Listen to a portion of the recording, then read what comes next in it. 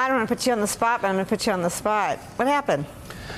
You know, there's a difference between exciting and important. There are things that are exciting that are not important, and there are things that are important that are not particularly exciting. Perfectly said. This was not exciting, but it's no less important than what we already knew, right? So, you know, we talked about folks preferring movies to books. Occasionally the books are better than the movies. In this case, the book was much better than the movie. But, and a number of people have said this so far, nothing of substance changed. Yeah. Nobody undermined the factual findings of the special counsel's team. Please don't forget that. Well, and it's so important, you know, and I think it's a shallow analysis. I'm guilty of it to hone in on the performance aspects. But there were facts underscored, and they were things that Democrats were eager to underscore. Robert Mueller did talk about all the lies. We talk about it at 4 o'clock all the time. Why did so many people tell so many lies about the exact same thing? Right. Robert Mueller did acknowledge today that the lies may have hindered his investigation. We haven't talked about the president's refusal to do an interview for a very long time. Robert Mueller spoke to that. Robert Mueller made clear that his hands were tied by the OLC opinion, undermining the president's total exoneration message. He wasn't exonerated because he was never going to be charged with the crime to begin with. That's right. And I think those points about the lack of cooperation from the president and others is crucial, right? So let's not forget that. Thank you for bringing that up.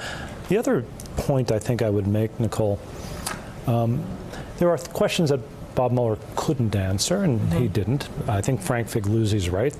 Others might have taken a different approach and been more aggressive in their defense of the FBI and of the investigation. But in the end, again, nothing changed. So, you know, this may sound weird. I wasn't actually rooting for one side or the other. I don't really care if the Democrats win or the Republicans win. That's of no interest to me.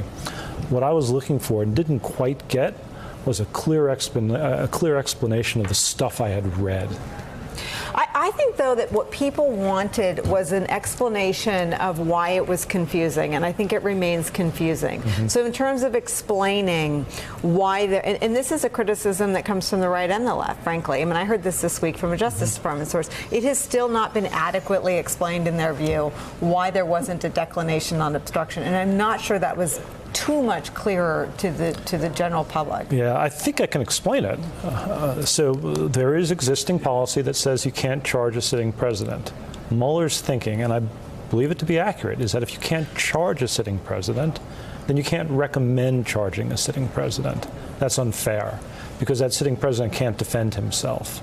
And so you can adduce the facts. You can, in fact, the special counsel regulations make it clear you can investigate a sitting president. You just can't charge, and therefore you can't recommend it either.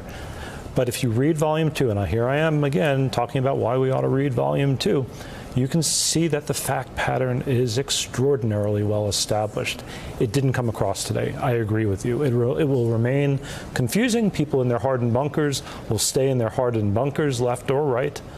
This hearing today did not help illuminate the issue.